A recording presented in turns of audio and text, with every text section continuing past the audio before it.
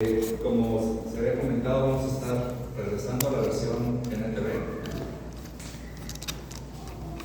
Para este día tenemos la lectura de Juan capítulo 12, versículos 12 al 19.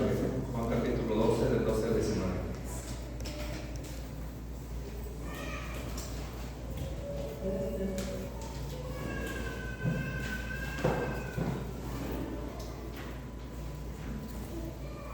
No sé si se dieron cuenta ahora que murió Chabelo hace unas semanas, un par de semanas. Casi siempre que muere una persona, no deja de sorprender la cantidad de perspectivas que empiezan a salir de la persona que acaba de fallecer, sobre todo cuando es famosa. Y pues los medios de comunicación no dejan pasar la ocasión de decirnos, de mostrarnos la mayoría de las perspectivas: cómo era como papá, cómo era como artista, cómo era con sus compañeros de trabajo, cómo era como jefe, cómo era con los reporteros. Y a veces se ven situaciones que hasta parece que no estamos hablando de la misma persona. Así sucede con todo. Por ejemplo, para algunos este es un libro muy aburrido, para otros es un libro lleno de mitos, para otros pues es un libro que debería borrarse de la faz de la tierra y lo han intentado, pero para otros es la palabra de Dios, ¿verdad? Para otros es la fuente de toda esperanza. Para el salmista, las palabras que contiene son más dulces que la miel. Para el autor de Hebreos, las palabras que contiene son más cortantes que una espada de dos filos. Así que cuando llegamos al pasaje de la entrada triunfal, no es de extrañar que haya tantas perspectivas acerca del mismo hecho. Y el encargado de narrarlo no puede ser otro que el experto narrador, que es Juan. Ya nos ha demostrado su agudeza para mostrar escenarios alternos de algún evento en particular que está sucediendo. Por ejemplo, la batalla de Armagedón, que hace referencia, la perspectiva de las bestias, de la iglesia, de Satanás, del pueblo de Dios.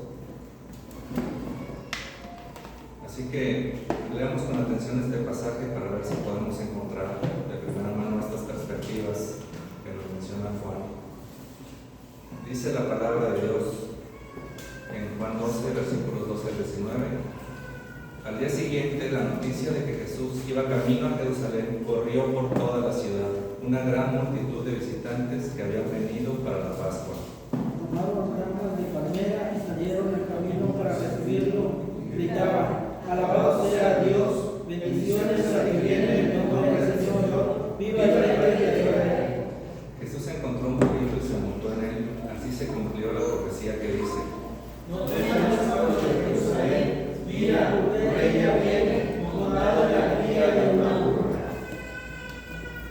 Sus discípulos no entendieron en ese momento que se trataba del cumplimiento de la profecía. Solo después de que Jesús entró en su gloria, se acordaron de lo sucedido y se dieron cuenta de que esas cosas se habían escrito acerca de él. Muchos de la multitud habían estado presentes cuando Jesús llamó al Lázaro de la tumba y lo resucitó de los muertos, y se lo habían contado a todos. Por eso tantos salieron a recibir a Jesús, porque habían oído de esa señal milagrosa. Entonces los fariseos se dijeron unos a otros: ya no hay nada que podamos hacer. Miren, todo el mundo se va tras él. Oremos, hermanos. Señor, te damos gracias porque nuevamente nos permites llegar a este tiempo especial en el que podemos recordar a nuestro Salvador en la pasión, lo que se llama la pasión, Señor, en el evento que se dio nuestra salvación, Señor. Te damos gracias porque al recordarlo nuevamente nos muestras quién es Él, quiénes somos nosotros y por qué era necesario que Él se encarnara para cumplir con estas profecías. Te rogamos, Señor, que sea un entendimiento que llevemos en el corazón en esta tarde, Señor, y que podamos distinguir entre estas perspectivas, Señor, y evitar, sobre todo, Señor, lo que se debe evitar. En el nombre de Jesús oramos. Amén. Hermanos, ustedes saben que de los 4 evangelios son 3 sinópticos, y no sé si se han dado cuenta, pero el apóstol Juan narra su evangelio con una ruta alterna a lo de los 3 sinópticos. menciona algunos detalles diferentes a los otros tres, pero llegado a este punto, parece que todos los evangelios se unen y empiezan con la misma narrativa. Sin embargo, aún así Juan nos ofrece detalles muy diferentes a lo que los otros evangelios mencionan en la entrada triunfal. Por ejemplo, el apóstol Juan es el único que nos dice que este evento sucedió el domingo antes de la Pascua. También es el único que menciona las palmas. Ningún otro evangelio menciona las palmas. De hecho, en algunos lados se le menciona domingo de palmas. No se le podría llamar así. Solo el apóstol Juan, él es el que lo ha mencionado. Es el único que menciona que un poquito antes de esa entrada triunfal se había dado la resurrección de Lázaro. Y también es el único que menciona que los discípulos tampoco estaban entendiendo nada de lo que estaba sucediendo.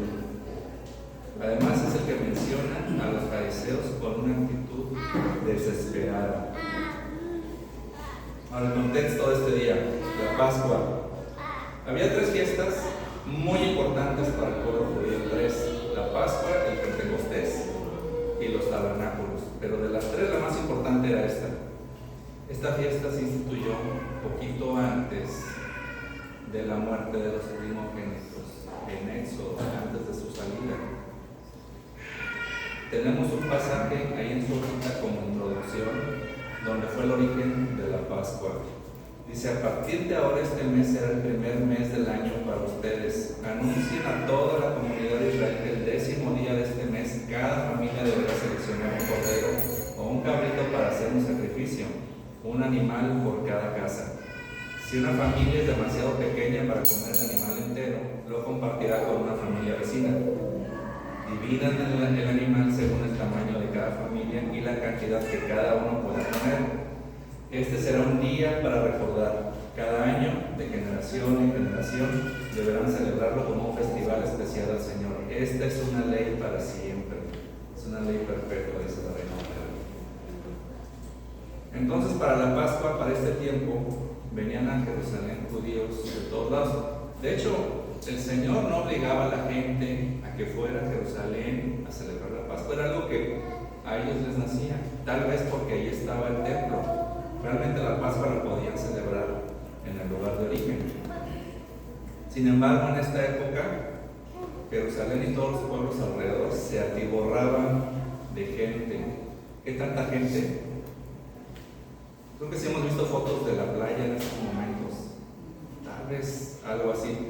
En algún momento hay un historiador judío llamado Josefo que levantó un censo de la cantidad de animales que llevaron para el sacrificio de la Pascua, y él mencionaba 256,000 corderos. O sea, y recuerden, no era un cordero por persona, era un cordero por familia. Había familias grandes, había familias pequeñas, pero se estima que más o menos un cordero alcanzaba como para 10 personas, más o menos. Entonces, si esos eran los animales que se iban a estar consumiendo en la Pascua, y cada uno era para 10 personas más la población que ya vivía en Jerusalén, se estima que eran más o menos 2,5 millones de personas flotando en ese tiempo. Y recuerden que la Pascua no era un día, era una serie de días. Entonces era una población. Por eso les digo que era algo muy parecido a lo que ustedes allá. Es un asunto de muchos días y de muchas personas. Ahora súmenle que se empezó a correr el rumor de que el que había resucitado a Lázaro iba camino a Jerusalén. Entonces, tanto los que estaban en Jerusalén empezaron a salir a buscar a Jesús, como los que venían de Betania, donde se llevó a cabo la resurrección de Lázaro, también venían acompañándolo, como dos mareas que iban encontrando a Cristo. Como dato para la trivia,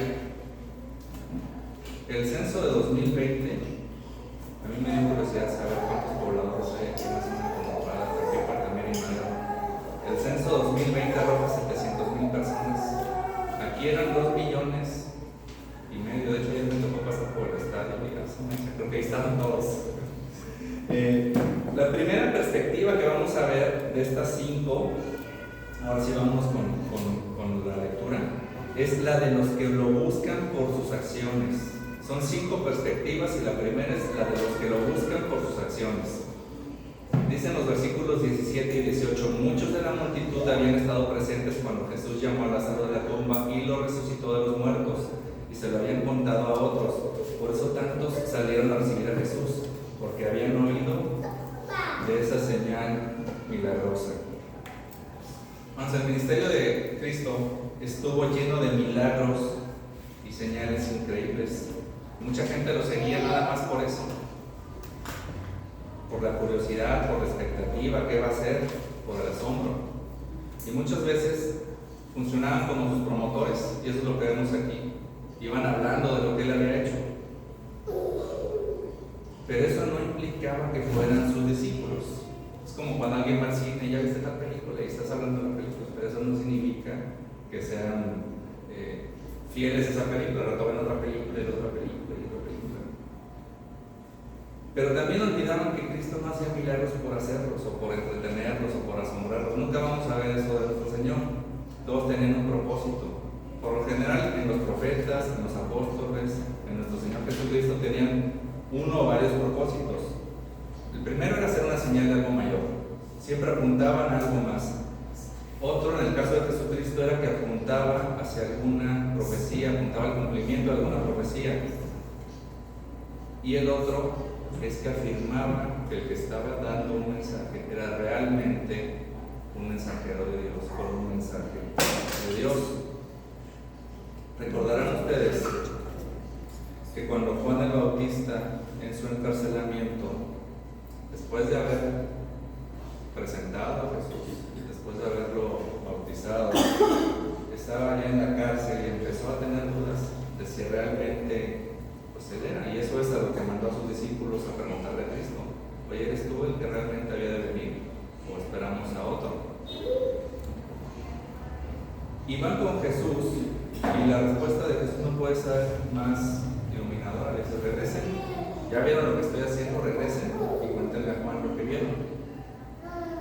Y Juan, seguramente un conocedor de las Escrituras, sintió tanta paz después de haber escuchado esta respuesta, tanta paz, porque era una respuesta mucho mayor que decir sí soy. Si alguien dice sí soy, Juan hubiera dado: no, pero es que no me basta, no necesito como que más. ¿Qué tal si me estaba recorriendo? ¿Qué tal? O sea, no tengo más evidencia. Pero vean, cuando ellos regresan y le dicen: vean lo que, cuéntenle lo que han visto. Los ciegos ven, los cojos caminan bien, los que tienen lepra son curados, los sordos oyen, los muertos resucitan y a los pobres se les predica la buena noticia. Y cuando Juan escucha eso, como era un gran conocedor de las Escrituras, él pudo darse cuenta que esos milagros estaban apuntando a ese Mesías, porque Isaías 35, del 4 al 6 dice: digan a los de corazón temeroso, sean fuertes y no teman, porque su Dios viene para destruir a sus enemigos, viene para salvarlos, y cuando Él venga, abrirá los ojos de los ciegos y destapará los oídos de los sordos. El cojo saltará como un ciervo, y los que no pueden hablar cantarán de alegría. Entonces, si Juan conocía esta profecía, y estamos seguros que sí la conocía, debe haber sentido una paz de darse cuenta que el cumplimiento de esta profecía, de esos milagros, estaban sucediendo ya con Cristo. Ahora, yo les puedo asegurar que muchas de las cuestiones que inquietan el alma de ustedes tienen respuesta en las Escrituras. Tienen respuesta en las Escrituras.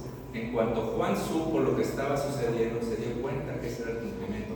Y si nosotros somos diligentes para leer las Escrituras, vamos a encontrar ahí, no, a veces queremos una respuesta directa ya, pero está en las Escrituras. Pero muchas veces nos falta la diligencia para estar buscando en ellas. Y cuando no queremos buscar en las Escrituras, simplemente andamos buscando lo que alguien puede hacer por nosotros terrenalmente, y es lo que sucedía con estos que estaban siguiendo a Jesús. No nos interesa conocer a Jesús, nos interesa nada más que nos saque del atolladero ahorita, y nos perdemos tristemente de las bendiciones mayores. Y eso es precisamente lo que el Señor Jesús se daba cuenta con la gente que lo seguía, y por eso les dice en Juan 6: les digo la verdad, ustedes quieren estar conmigo porque les di de comer. Obviamente esto es en el contexto de una de esas alimentaciones masivas milagrosas. Ustedes quieren estar conmigo porque les di de comer, no porque hayan entendido las señales milagrosas. empieza a explicar una serie de cosas, pero a partir de ese momento muchos de sus discípulos se apartaron de él y lo abandonaron. Recuerden que una cosa son discípulos y otros apóstoles. Los discípulos son cualquiera que los sigue, los apóstoles serán nombrados específicamente por Jesús. A veces se puede referir a los apóstoles también como discípulos, nos podemos confundir, pero en este caso son parte de la multitud que los sigue virtualmente. Hermanos, a veces nos perdemos las mayores bendiciones por buscar los pequeños favores terrenales, aunque el Señor en su misericordia como quiera nos los concede, aunque no los merezcamos, y a veces, muchas veces, olvidamos esos favores. Vean por ejemplo el conocido pasaje de los 10 leprosos. El Señor va en su ministerio, se encuentra con 10 leprosos y le piden ese milagro de curarlos de la lepra. Y como ustedes ya saben, el Señor les dice: ya son curados, nada más vayan con los sacerdotes a que certifiquen que ya han sido curados. Y aquí viene ya este pasaje que tiene en Lucas 17. Uno de ellos, cuando vio que estaba sano, volvió a Jesús y exclamó: alaben a Dios. Nosotros ya cuando vimos Apocalipsis, en el canto de la iglesia vimos una palabra que estuvo explicando y que significaba alaben a Dios. ¿Recuerdan qué palabra era? No es Osana, es otra. Vamos a Apocalipsis. No, aleluya, aleluya, eso es lo que significa. Alaben a Dios, es lo que está diciendo aquí. Y cayó al suelo a los pies de Jesús y le agradeció por lo que había hecho. Ese hombre era samaritano, un extranjero, y Jesús preguntó: ¿no saben a 10 hombres? ¿Dónde están los otros 9? Y entonces también regresamos a este pasaje, y por eso Juan nos dice: por eso tantos salieron a recibir a Jesús, porque habían oído de esa señal. ¿Porque querían conocerlo? No, porque era la atracción de ese día. Ahí va uno que había resucitado muerto, podrían haber dicho. Y esa fascinación es muy aprovechada por algunas iglesias pues de Satanás, que promueven supuestos milagros, que siempre es posible atraer a la gente a través de las mentiras, siempre. Pero esta fascinación pues no puede durar, no suele durar. ¿Y por qué les digo iglesias de Satanás? Pues porque esos milagros son mentiras. La Biblia se refiere a uno como el padre de mentira. Aún a Cristo, siendo el Dios verdadero y el Mesías prometido, esa fascinación no es suficiente para que la gente se comprometa con él. Muchos de los que ese día lo consideraban asombroso y digno de salir y de interrumpir todo lo que estaban haciendo por salir a verlo, esa misma semana estaban pidiendo su muerte. Su adoración fue breve y superficial, y nada harían en los siguientes días por detener su persecución. La segunda perspectiva es la de los que lo buscan para que arregle su vida. Los del punto 1 son los que necesitan un favorcito ahorita, un favorcito urgente, pero hay otros que no quieren un favorcito, quieren que Cristo les arregle su vida.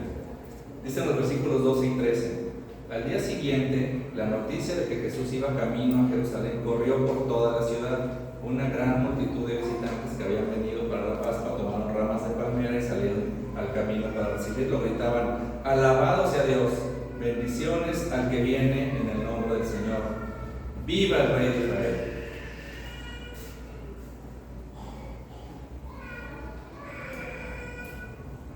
Recuerden que los que estaban aquí eran en su mayoría gente de fuera, probablemente por ser la región más cercana a la mayoría de Galilea, por donde Jesús estuvo haciendo muchos de sus milagros. Y en algún momento ellos ya en su aclamación lo habían buscado hacer rey, ya lo querían hacer rey. Recuerden que en este momento no había un rey de la línea de David. Sí tenían reyes, sí tenían dirigentes, pero no los de la línea de David. Y en algún momento en su ministerio Jesús vio que estaban dispuestos, es lo que dice Juan 6, que estaban dispuestos a hacerlo rey a la fuerza, y se escabulló hacia las colinas él solo. Por mucho tiempo él estuvo evitando esos reconocimientos, esas proclamaciones, esos honores. Y toda esta gente que lo había intentado hacer, de repente está ahí, de repente ven que se deja querer, de repente ven que lo aclaman y él va con esa aclamación y se empiezan a emocionar. Y se empiezan a emocionar porque dicen: ahora sí va a ser lo que nosotros queremos que haga, nos va a liberar, nos va a liberar del imperio romano, es el Mesías prometido. Y la gente levanta palmas y no paran de gritar, y gritan Hosana, que en esta traducción no se nos menciona esa palabra, pero es lo que estaban gritando, Hosana, la salutación que significa salva, por favor, y que viene en el Salmo 118, versículos 25 y 26. Lo tienen ahorita también. Te rogamos, Señor, por favor, sálvanos. Te rogamos, por favor, Señor, haznos triunfar. Bendigan al que viene en el nombre del Señor. Si se dan cuenta, es una copia textual de eso.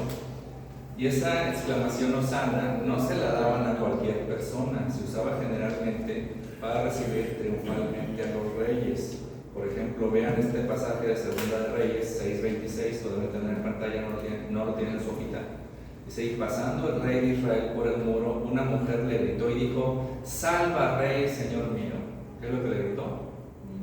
Hosana. Y las palmas también eran un símbolo muy de Israel, era un símbolo que desde el periodo intertestamentario, y este pasaje que viene de Primera de Macabeos hay que tomarlo con mucha cautela, porque sabemos que estos libros no son autoritativos, no son inspirados por el Espíritu Santo. Es como la cita que les mencioné hace rato de Josefo. No es que esté necesariamente equivocada esa cita, igual no es que esté necesariamente equivocado este pasaje de Macabeos. Sin embargo, ya viendo todo el contexto, no se sostiene a sí mismo como un libro inspirado por el Espíritu Santo. Está mezclado con mentiras y con verdades. Sin embargo, hay partes históricas que sí podemos tomar con cierta libertad para mostrarnos el contexto, como el caso del historiador Josefo, el judío. Bueno, desde el tiempo de los Macabeos, las palmas habían sido utilizadas en el tiempo intertestamentario como un símbolo nacional. Por ejemplo, cuando Simón Macabeo, en el año 141 a.C., entra, le empiezan a cantar justamente este mismo salmo y empiezan también a recibirlo con palmas, como está sucediendo acá. Más adelante, después, mucho tiempo después de Cristo, también los celotes, los independentistas ocupaban las palmas en las monedas que ellos emitían porque era un símbolo nacionalista. En las revueltas contra Roma en el año 66 y en el año 132 después de Cristo. Entonces siempre tenían una acepción no solamente hacia identificar a alguien como rey, sino como un rey victorioso, un rey guerrero.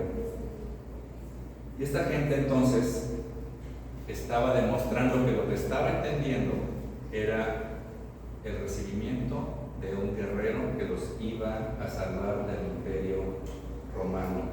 Y no importa lo que vieron, no importa que los profetas habían dicho que iba a entrar como un rey pacífico. Si ellos hubieran sido como Juan el Bautista, al ver esa imagen de Jesús, no entrando en un caballo blanco como vimos en el Apocalipsis, que era el símbolo de la guerra, sino entrando en un burrito, que era el símbolo de la paz, que era el equino que usualmente ocupaban los sacerdotes, los comerciantes, también gente importante, pero siempre en un contexto de paz. Pero ellos ignoraron eso. Ellos ignoraron que ya había dicho que ya habían dicho los profetas de esa misión pacífica inicial. Y ellos simplemente se dejaron llevar por su emoción, y se dejaron tanto llevar por su emoción que seguramente pensaron que a los pocos días de su entrada iba a llamar a la guerra, y eso estaban esperando. Y sin embargo, pues eso no sucedió. Ellos sabían de un hombre que iba entrando y que venía a liberarlos y que podía resucitar gente. Dijeron: este nos va a salvar.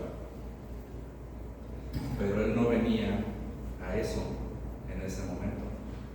Y después de un tiempo, como no satisfizo esas esperanzas, mucha gente se le rompió. Hermanos, hoy en día también muchos llegan al cristianismo, o muchos llegan a las iglesias con expectativas personales acerca de Cristo. Y de su iglesia creen: pues si soy cristiano todo me va a salir bien. Si soy cristiano, todo se va a ordenar y voy a ser querido por todos. Si soy cristiano, voy a parar de sufrir, voy a tener mi mejor vida ahora. ¿Supieron? Estoy seguro de esa masacre que hubo en una escuela cristiana en Tucumán. La hija del pastor, la directora de esa iglesia, y otros niños más. Esa es una prueba de fe para cualquier cristiano, una dura prueba de fe. Y no sé no sé quiénes la pasaríamos. La verdad es algo muy difícil. Pero la iglesia llega a desencantar a las personas, porque llegan con una expectativa y se dan cuenta que no somos un club de élite espiritual, que no somos personas de alto rendimiento cristiano, sino, como siempre se ha dicho, un hospital de pecadores. El que no está luchando con una vanidad espiritual, está luchando con alguna debilidad espiritual, simplemente está estancado y no está creciendo, no se está desarrollando como debería serlo. Y a veces olvidamos que la misión principal del Señor para nuestras vidas no es hacernos felices, es hacernos santos como su Hijo. La tercera perspectiva, la de los que rechazan a Cristo. Dice el versículo 19: entonces los fariseos se dijeron unos a otros: ya no hay nada que podamos hacer, miren, todo el mundo se va tras él. Es muy interesante que el mismo Salmo 118, que estaba ocupando la multitud para clamar a Cristo, versículos antes dice esto: la piedra que los constructores rechazaron ahora se ha convertido en la piedra principal. Ese salmo no solamente hablaba de Cristo, también hablaba de los que lo rechazaban. Y el rechazo de los fariseos fue evidente durante todo el ministerio de Jesús, pero la gota que derramó el vaso fue la resurrección de Lázaro. Porque nos dice el apóstol Juan que muchos, después de ver la resurrección, creyeron en él. Eso nos dice el capítulo 11. Y lo que sigue de esa resurrección es, vemos a los fariseos platicando: si lo dejamos seguir así, dentro de poco, dice Juan 11:48, dentro de poco todos van a creer en él. Y aquí también me llama la atención cómo es la respuesta diametral a Juan el Bautista. Juan el Bautista tenía sus discípulos, y en cuanto inició su ministerio terrenal Cristo, todos se fueron con él. Y Juan reflexionaba: es necesario que yo mengue para que él crezca. Pero esa no fue la actitud de los fariseos. Reconociendo a Cristo igual que lo reconocían Juan el Bautista, como alguien que estaba siendo apuntado a ser el Mesías, ellos dijeron: dentro de poco todos van a creer en él. Entonces el ejército romano vendrá y destruirá tanto nuestro templo como nuestra nación. Así que a partir de ese momento, los líderes judíos comenzaron a conspirar para matar a Jesús. También Jesús dice de Satanás: sigo asesino desde el principio, no solo el padre de mentira. Los principales sacerdotes y los fariseos habían dado órdenes públicamente de que cualquiera que viera a Jesús avisara enseguida para que ellos pudieran arrestarlo. Y es que, si nos ponemos a pensar, en el Israel dominado por Roma, los fariseos no les iba tan mal. Jesús mismo los reprendió varias veces por hipócritas, por estafar a las viudas, por buscar gloriarse entre los hombres. Y una de las razones por las que poco después de entrar a Jerusalén, Jesús fue al templo y volvió las mesas y expulsó a la gente, es porque ahí se estafaba a los peregrinos. Los historiadores mencionan dos estafas principales que tenían hacia los peregrinos. La primera: muchos llegaban a ofrendar dinero, pero venían de diferentes países. Los judíos ya estaban en muchos países diferentes, ya sea por los exilios o por voluntad propia, y llegaban con sus propias monedas a ofrendar. Y ellos decían: ¿sabes qué? Aquí no aceptamos estas monedas, aceptamos nada más de los locales. Y en ese cambio de divisas se los transaban. Otra de las cosas que sucedía es que cuando la gente llegaba con sus animalitos, que recuerden tenían que cumplir ciertas características, tenían a sus inspectores y decían: este no pasa, tiene esto y lo otro. Pero mira, no te preocupes, aquí tenemos unos más caritos, pero estos ya están avalados. Por eso que no nos extraña que uno de los gritos de Cristo a estas personas era: han convertido la casa de mi padre en una cueva de ladrones.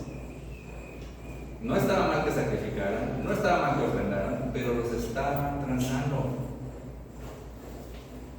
Todo el negocio que sucedía durante la Pascua para los fariseos estaba en riesgo por este carpintero. Hermanos, ¿es esto muy diferente a lo que vemos entre algunos líderes religiosos? Corrupción, vanidad, inmoralidad, arrogancia, búsqueda de enriquecimiento, es muy diferente. Pero a pesar de sus maquinaciones, de repente se encuentran con millones de personas aclamando a Cristo. Millones de personas que si alguien lo ve, denúncienlo. Y ve que en lugar de denunciarlo, lo están aclamando. Y por eso se entiende su desesperación. Ya no hay nada que podamos hacer, ya se los llevó a todos. Todo el mundo se fue con él.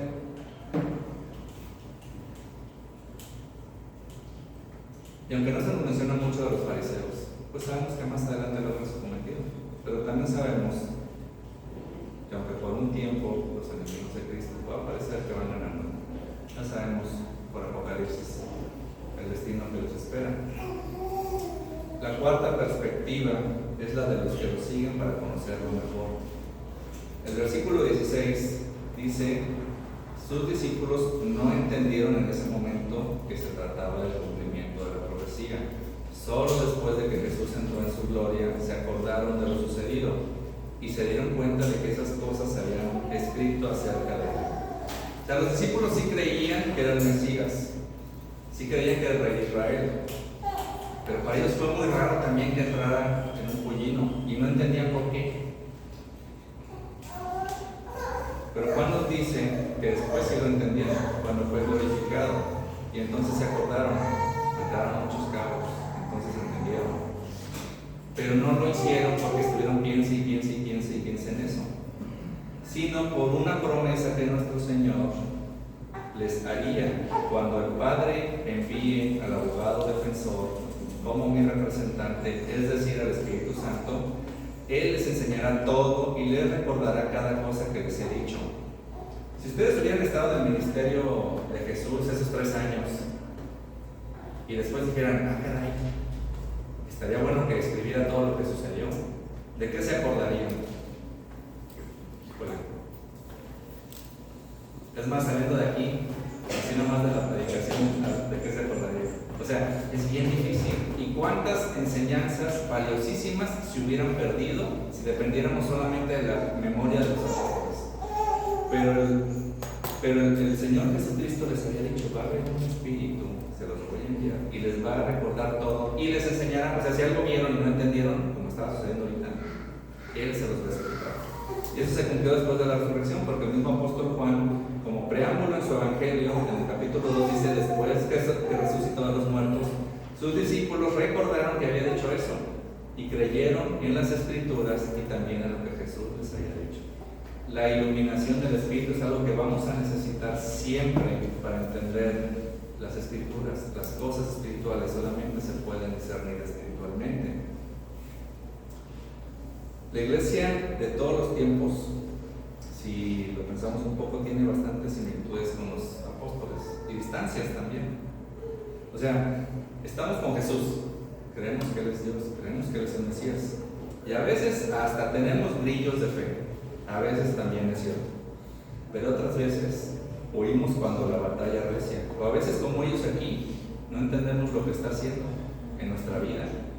A veces estamos atravesando situaciones que no entendemos qué está sucediendo. A veces podemos negarlo como Pedro, o a veces podemos dudar de él como Tomás. No, hermanos, aquí los apóstoles no son los héroes de la historia. Los apóstoles no son: ay, sí, los que iban con Cristo. No, ellos no son. Los apóstoles y la iglesia son la damisela en apuros. Pero también el Señor nos muestra misericordia al eventualmente traer luz a nuestras mentes y a nuestros corazones a través del ministerio del Espíritu Santo, para que podamos conocerlo, podamos entenderlo. Consideren, hermanos, vean lo que ha sido su vida hasta ahorita. Lo que ha sido su vida hasta ahorita, lo que ha sucedido en su vida para que lleguen a este día. Todo lo que ya conocen, todo lo que han vivido, el estado actual de su fe, pueden darse cuenta cómo el Señor nos ha guiado hasta este punto. Cuando ya llevamos rato en el camino de la fe, yo creo que sí podemos ver hacia atrás y podemos ver la mano del Señor guiándonos, abriendo puertas, cerrando otras, haciéndonos crecer a través del sufrimiento inclusive, y podemos ver esa mano del Señor guiándonos, aunque no entendamos completamente lo que está sucediendo. Llegados a este punto, hermanos, pues hemos comprendido que ni las multitudes, ni los fariseos, ni los propios discípulos estaban entendiendo bien lo que estaba sucediendo. Pero hay alguien que sí tenía todo muy claro, y esa es la perspectiva final, la perspectiva 5, la perspectiva del Salvador. Dicen los versículos 14 y 15: Jesús encontró un burrito y se montó en él. Así se cumplió la profecía que dice: no temas, pueblo de Jerusalén, mira, tu rey ya viene montado en la cría de una burra. Ya se había comentado que Jesús no había permitido que lo reconocieran públicamente como Mesías. De hecho, ya había entrado a Jerusalén previamente, pero para evitar las fricciones que estaban sucediendo, volvió a salir a los alrededores a seguir su ministerio, para evitar ese conflicto con los líderes religiosos que ya se estaba dando. Pero ahora ya era el tiempo, ya se estaba cumpliendo el tiempo preciso. Y la entrada triunfal fue esa aceptación pública, no solo de Jesús como Mesías, como Rey, sino también un desafío directo a sus enemigos. También, eventualmente, un desencanto para muchos de sus seguidores.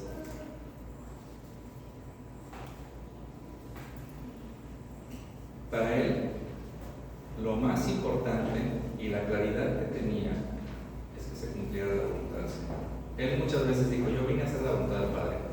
Este mensaje no es mío, es lo que me dijo el Padre. Y por eso con su entrada estaba cumpliendo intencionalmente la profecía de Zacarías 9:9, la que hace rato leímos. Alégrate, oh pueblo de Sión, grita de triunfo, oh pueblo de Jerusalén. Mira, tu rey viene hacia ti, él es justo y victorioso, pero es humilde, montado en un burro, montado en la cría de una burra. Hermanos, imagínense que el Señor hubiera querido dar un discurso en ese momento, entre los gritos de 2 millones de personas, entre el gentío, entre animales, entrando y saliendo. Él no podía dirigirse a toda esa multitud, entonces también tuvo ese efecto práctico, hablar a través del simbolismo, eligiendo un pollino que también cumplía las escrituras, las profecías. Y como Juan el Bautista, un verdadero creyente, hubiera visto eso y hubiera entendido la relación con Zacarías 9:9. Hubiera entendido, pero ellos se dejaron llevar de tal manera que dejaron de ver cosas que estaban frente a sus narices. Ellos dijeron: no, este es el que va a cumplir nuestros sueños de grandeza, nuestras fantasías de libertad. Nadie entendió ese simbolismo. Y otra cosa, hermanos, yo no sé si ustedes se imaginan cuál era el ánimo de Jesús al entrar ese día. Ustedes como, imagínense que van de viaje y llegan a la ciudad y 2 millones de personas gritando con palmas y gritando: bienvenido. Generalmente lo ponen saludando a nuestro Señor, saludando por aquí, saludando por allá, como político en desfile. A lo mejor sí sucedió eso. La Biblia no nos explica claramente lo que él estaba sintiendo en ese momento, pero sí nos explica lo que sentía un poquito antes y sí nos explica lo que sentía un poquito después. Lucas 19 nos dice que al acercarse a Jerusalén, Jesús vio la ciudad delante de él y comenzó a llorar, diciendo: ¿cómo quisiera que hoy tú, entre todos los pueblos, entendieras el camino de la paz? Pero ahora es demasiado tarde y la paz está oculta a tus ojos. Sucede en la entrada triunfal. Y más adelante el apóstol Juan nos menciona, hablando a Cristo con sus discípulos: ahora mi alma está muy entristecida. ¿Acaso debería orar: Padre, sálvame de esta hora? Pero esa es precisamente la razón por la que vine. Yo no vine para ser salvado, yo vine para salvar. Pondrás por su nombre Jesús, porque Él salvará a su pueblo de sus pecados. Es lo que está diciendo Jesús. Él tenía esa plena conciencia de a lo que estaba entrando. Y precisamente esa es la razón por la que vino. Isaías profetizó lo que sería el motor del ministerio de Cristo. Cuando vea todo lo que se logró mediante su angustia, quedará satisfecho. Y a causa de lo que sufrió, mi siervo justo hará posible que muchos sean contados entre los justos, porque Él cargará con todos los pecados de ellos. Lo que vemos en la entrada triunfal es el mayor despliegue de valentía a cada paso. En ese momento Cristo ya era una persona considerada criminal, buscada por las autoridades judías. En alguna ocasión, cuando tenía el restaurante, me hicieron 2 llamadas de extorsión, 2 llamadas. Me dio un miedo. Ya, me llamaron ya en la noche, ya casi para cerrar. Ya cuando ya no había clientes, ya estábamos limpiando. Ya no sabía si saliendo me los iba a encontrar. Una llamada de una persona. 2 veces me pasó y de verdad recuerdo el miedo que me dio. Y cuando sabemos esto y nosotros estuviéramos en los pies de Jesús, cualquiera se hubiera dado la vuelta. ¿Para qué entro a Jerusalén? Mejor me voy al desierto, mejor me regreso a Galilea. O bueno, ya si de plano tengo que entrar, voy a entrar de incógnito y me voy a refugiar en lugares muy seguros. Pero eso no es lo que hace. Elige el momento donde más personas en el año lo iban a poder ver. Todas las miradas estaban enfocadas en Él y desafiaba todo lo que la humanidad le pudiera hacer, todo lo que los poderes demoníacos le pudieran hacer. Cada paso que nuestro Señor daba lo acercaba más al desprecio de los hombres y a enfrentar la ira de Dios. Y nuestro Señor Jesucristo lo hizo para cumplir el plan del Padre de la salvación de su pueblo, porque no era para nosotros posible lograr esa perfección, no era posible para nosotros pagar ese pecado que tenemos cargando. En ese día la salvación llegó a Jerusalén, pero la gente no lo pudo ver. La gente en esos días vio llegar, según el historiador Josefo, 256,000 corderos en un desfile. Imagínense cuántos días estuvieron entre los corderos, y no se dieron cuenta que entre esos corderos venía el mayor de ellos y el último que jamás necesitarían.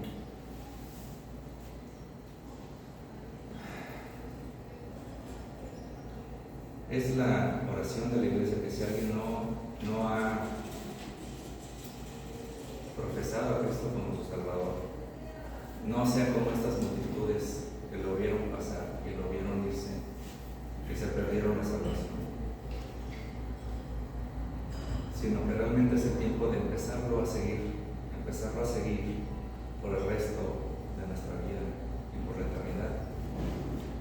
Y finalmente podemos ver otro extremo, decía Isaías 53:11, cuando vea todo lo que se logró mediante su angustia, quedará satisfecho. Y a causa de lo que sufrió, mi siervo justo hará posible que muchos sean contados entre los justos, porque Él cargará con todos los pecados de ellos. Y el mismo apóstol Juan ya nos mencionó el otro extremo, en Apocalipsis 7, del 9 al 10. Después de esto miré, y ¿qué vio? Una gran multitud, la cual nadie podía contar, de todas las naciones, tribus, pueblos y lenguas, que estaban delante del trono y en la presencia del Cordero, vestidos de ropas blancas y con palmas en las manos, y clamaban a gran voz diciendo: la salvación pertenece a nuestro Dios, que está sentado en el trono y al poder. Vamos a vernos.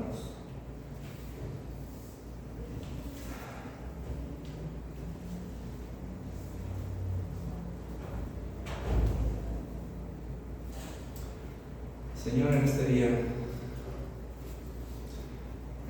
de Semana Santa,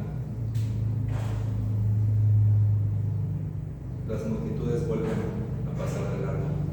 Mencionan la palabra Semana Santa, pero realmente se tampoco, Señor, los que te siguen. Te rogamos, Señor, que tú los llames, que tú obres, Señor, por medio de tu Espíritu en sus vidas, que les permitas buscarte, porque sabemos también, Señor, por la Escritura, que en esta semana también muchos llegaron a la fe de Jesucristo. Te rogamos, Señor, que este sea el caso, si hay alguno que todavía no ha profesado a Cristo como Salvador, de las personas con las que hablamos, por todas las oraciones que hacemos entre semana, por todas las invitaciones que hacemos, Señor, y las personas hasta ahora son reacias a venir, Señor, a conocerte. Te rogamos, Señor, que seas tú el que las traiga, que seas tú el que las llames, que seas tú el que obre en ellas, Señor, y te damos gracias porque también nos permite, Señor, la bendición de ser parte de tu ministerio, con invitarlos, con mostrarles el Evangelio, Señor. Ayúdanos, Señor, también a evangelizarnos, Señor, a nosotros mismos, porque así como los apóstoles a veces, Señor, también dudamos de ti, Señor. A veces también te negamos con nuestros actos. A veces, Señor, también se nos hace difícil la lucha, Señor, pero te rogamos, Señor, que nos des fortaleza con tu Espíritu, Señor, que nos ayudes, que esta semana realmente sea de reflexión, de meditación, de contemplación, Señor, de nuestro Salvador. Ayúdanos, Señor. En el nombre de Jesús oramos.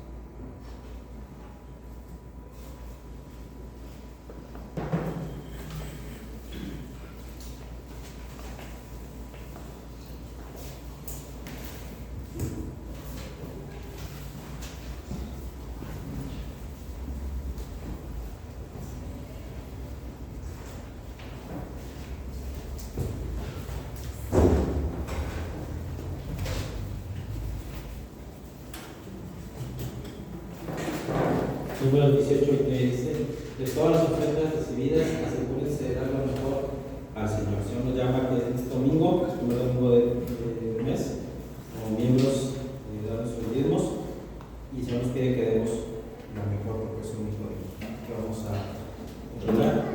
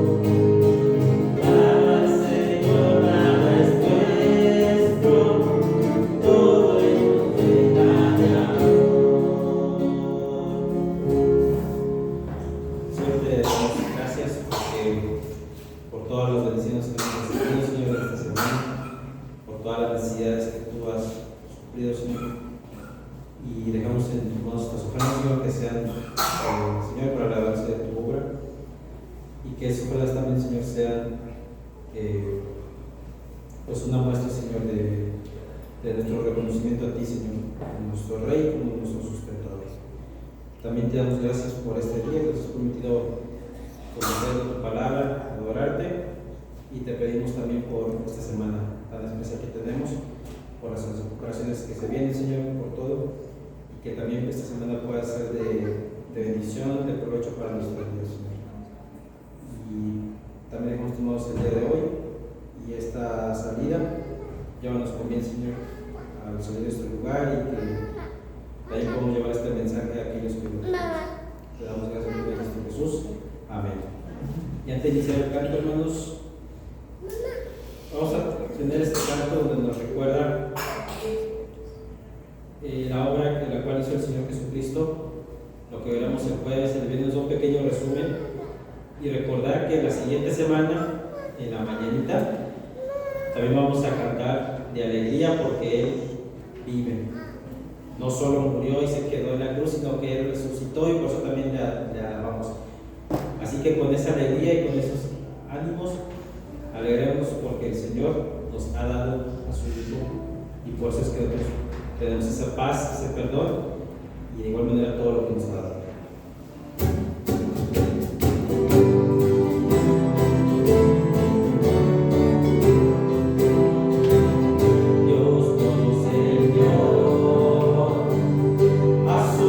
Por